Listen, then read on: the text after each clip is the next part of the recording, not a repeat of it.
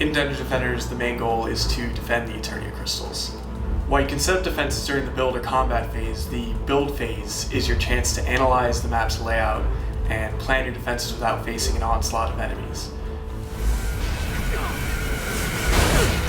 From the minimap, you can examine a map's layout, what enemies are coming from each location, treasure chest locations, where players are, and the health and the placement of all of your defenses. We actually joke around the office that during the combat phase, our minimap alone looks like many other tower defense games. This information is very important in setting up your defenses. For example, if a lot of kobolds, our quick, small, explosive enemy type, are coming from one direction, you'll know you'll need to keep a lot of high HP defenses to protect that choke point.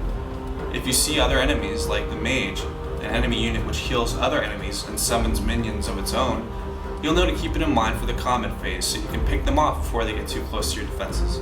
Dungeon Defenders is focused on players' choice and allows players to shape and control each mission. You can place defenses wherever you want and even choose their orientation. The combination of towers you choose to place is also very important. Do you want to place a low HP magic blockade that will strip enemies of their resistances and a fireball tower behind it? Or a high HP squire blockade and make sure to take out the fire resistant enemies on your own during combat? There are so many different ways to defend each map. We're constantly surprised with the creative setups that our testers themselves have used to complete each mission.